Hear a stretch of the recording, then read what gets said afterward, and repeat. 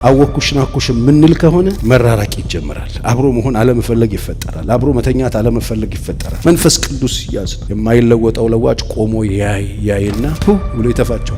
ምሬት ህይወት ውስጥ የሞላ ሰው አጭር ነው፣ ቅርብ ወራጅ ይሞት። እኛ ቤት ሳሎን ቤት አለ።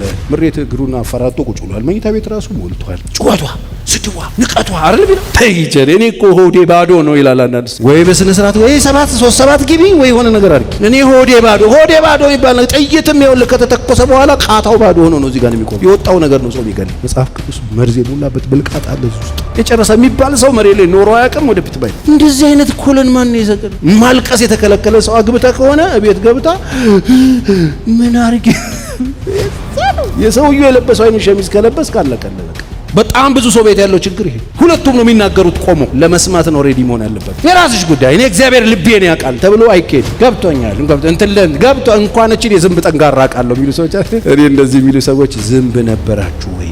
እንደሱ ልል ብፈልግ ራሱን ነው የምናገረው። ይሄ ትርጉም ክፍላችሁን አታርዝሙ።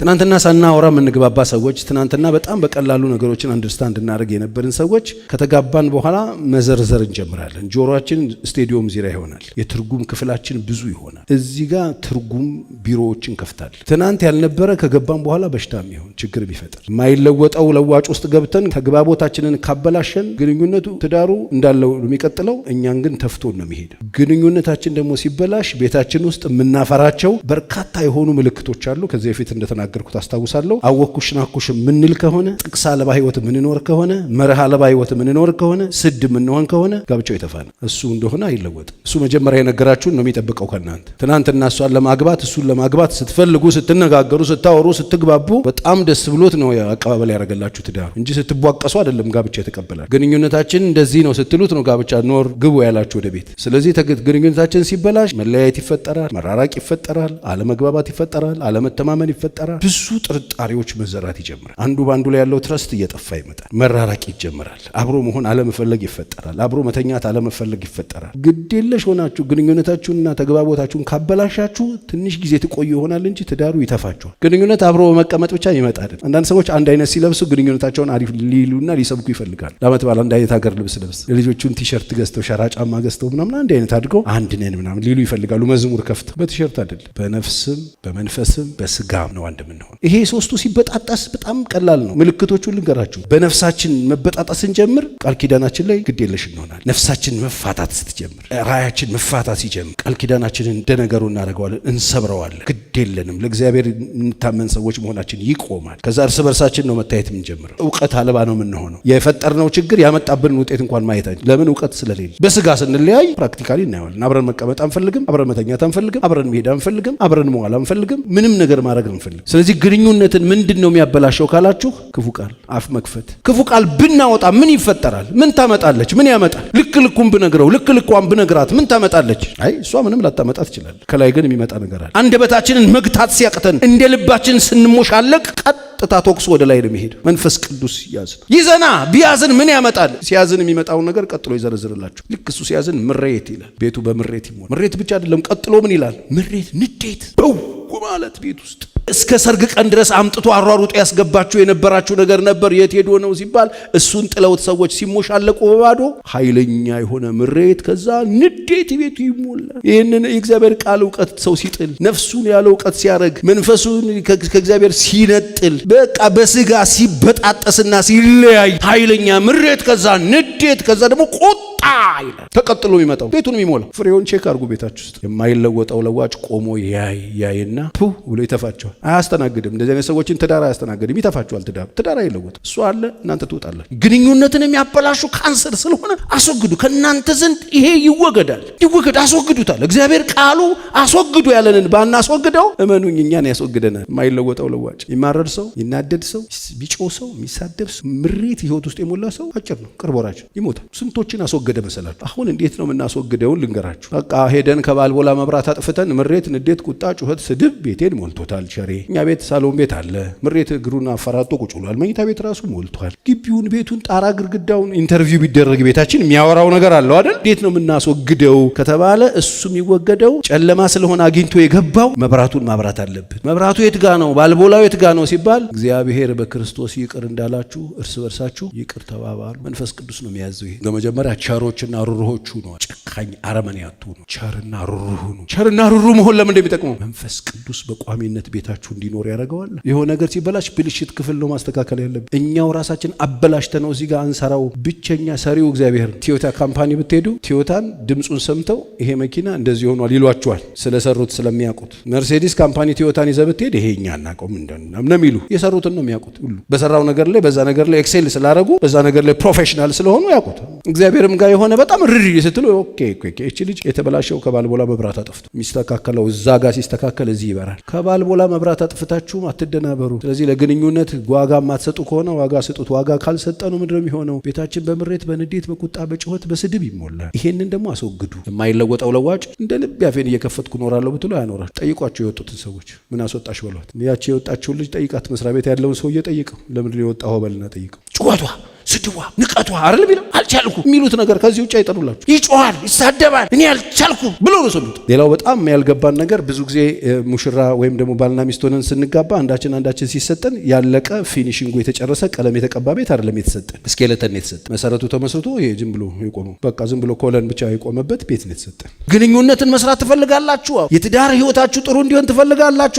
ሁል ጊዜ ተጠንቀቁ ስትናገሩ። ተይጀር እኔ እኮ ሆዴ ባዶ ነው ይላል አንዳንድ። እኔ አፌ ይናገራል እንጂ ሆዴ እንደዚህ የሚባል ነገር የለም። የኔ መቤት ስርዓት ያዥና ጾም ጸሎት ያዥ እዚህ ቁጭ በይና አንድ ወር እንፈቅድልሻለን። ወይ በስነ ስርዓት ወይ 7 ግቢ ወይ ሆነ ነገር አድርጊ። እኔ ሆዴ ባዶ የሚባል ነገር ጥይትም ይኸውልህ ከተተኮሰ በኋላ ቃታው ባዶ ሆኖ ነው እዚህ ጋር የሚቆም። የወጣው ነገር ነው ጾም ይገል። ዝም ብላችሁ አታውሩ። እግዚአብሔር አንድ አፍ የሰጣችሁ ትንሽ እንድታወሩ ነው። 2 አይን 2 ጆሮ ምናምን 2 እግር 2 እጅ ሰጥቶ አንድ ነው የሰጠው። አደገኛ ስለሆነ ተጠንቀን እንድናወጣ መጽሐፍ ቅዱስ መርዝ የሞላበት ብልቃጥ አለ እዚህ ውስጥ።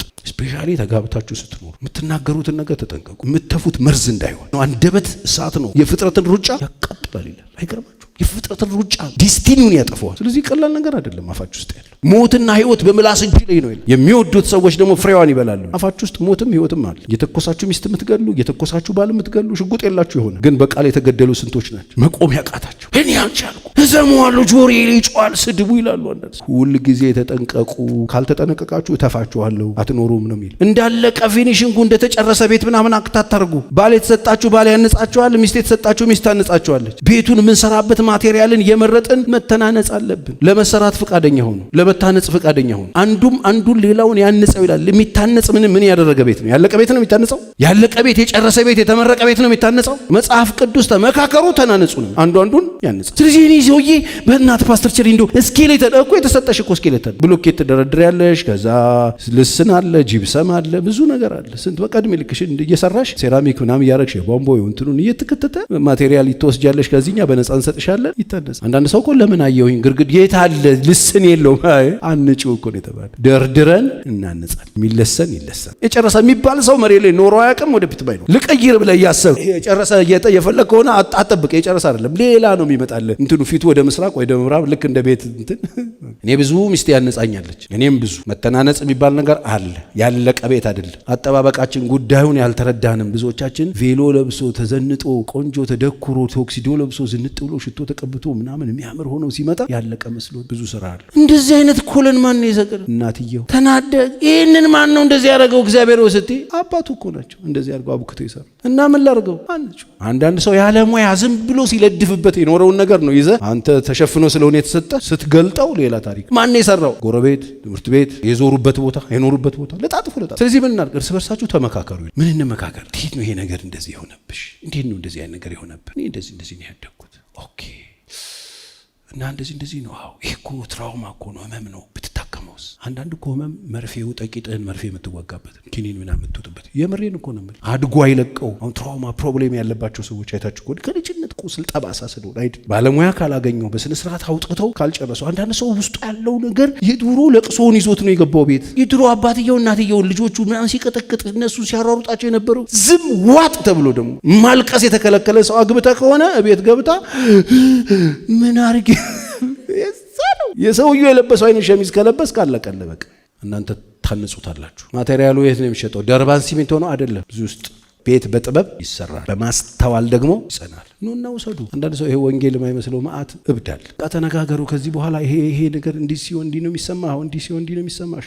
ከዚህ በኋላ ቆይ ቀምሜ ነው መናገር። ይቅርታ ካሁን በፊት የከፈትኩት አፌ። ይቅርታ ስትጠየቁም ይቅርታ ስትጥ የምትጠይቁም ሰዎች ጥይቅ ከልብ እንደሱ አድርጉ። እስቲ እናንተ ቤት ያለው ችግር ምንድን ነው? መስማት ነው መናገር? በጣም ብዙ ሰው ቤት ያለው ችግር ይሄ። ሁለቱም ነው የሚናገሩት ቆሞ። መጽሐፍ ቅዱስ ደግሞ እንደሱ አይልም። ሰው ሁሉ ምን ለማድረግ ለመስማት። ቅድም የነገርኳችሁ ወሳኙ መንፈስ ቅዱስ ቤታችሁ እንዲኖር ከፈለጋችሁ ይሄን መርህ አትንኩት። አይነካም። የማይለወጠው ለዋጭ ያስቀመጠው መርህ ይሄ ነው። ምን ሰው ሁሉ ነጭ ሆነ ጥቁር ሆነ ከሰው ጋር እኖራለሁ ካለ የማይቀየረው መርህ ሰው ሁሉ መስማት አለበት። ሰው የሚናገረውን የሚያወራው መስማት አለበት። ስለዚህ ሁለት ሆናችሁ ስትኖሩ ለመስማት ነው ሬዲ መሆን ያለባችሁ። ስትሰሙ ደግሞ ከአንደበት የሚወጣ ነገር ብቻ ሳይሆን ቦዲ ላንጉጅም ስሙ። የከፋው ሰው፣ የተናደደ ሰው ቦዲ ላንጉጅ ታውቃላችሁ። ሰው ብዙ ነው የሚያወራው። ለመስማት ሬዲ ሁኑ። ገብቶሻል? አዎ። ምን አልኩኝ? ያላልኩት ነገር ኧረ እኔ እንደዚህ አላልኩም። የራስሽ ጉዳይ። እኔ እግዚአብሔር ልቤን ያውቃል ተብሎ አይኬድ። በትክክል ያልኩት ነገር መቀመጥ አለበት። ሶስት ካልኩት ውጪ ከሆነ የገባትን ነገር ማውጣት አለብኝ። በቃ የግንኙነት መሰረት ቁጥር 1 መስማት። ማድመጥ አላልኩ፣ መስማት። እናዳምጥ ካልን የፋኑን የወፍ የመኪና ምናምን ሁሉንም እናዳምጣለን። ግን እየሰማችሁ ያላችሁ ተስፋ አደርጋለሁ እኔን ነው አይደል? ለመስማት ፈጣን ስትሆኑ ሰው ያወራውን በትክክል መረዳት ትችላላችሁ። ሊያስተላልፍ የፈለገውን ብቻ ስሙ። የኛ ሀገር አንዱ ትልቁ ችግር የትዳር ችግር፣ የባልና ሚስት ችግር ያልተባለ ይሰማሉ ይላል። ምን ነው ገብቶኛል እንኳን እቺ የዝንብ ጠንጋራ ቃለው የሚሉ ሰዎች እኔ እንደዚህ የሚሉ ሰዎች ዝንብ ነበራችሁ ወይ ድሮ? የዝንብ ጠንጋራ ካወቃችሁ እኮ ዝንብ ናችሁ ማለት። ሰው ካለው ነገር ውጪ መስማት ነውር ነው፣ ብልግና ነው። አብዳችሁ ሰው ማሳበድ ማለት። ሰው ያላለውን ነገር እንዲህ ልትል ፈልገ ነው።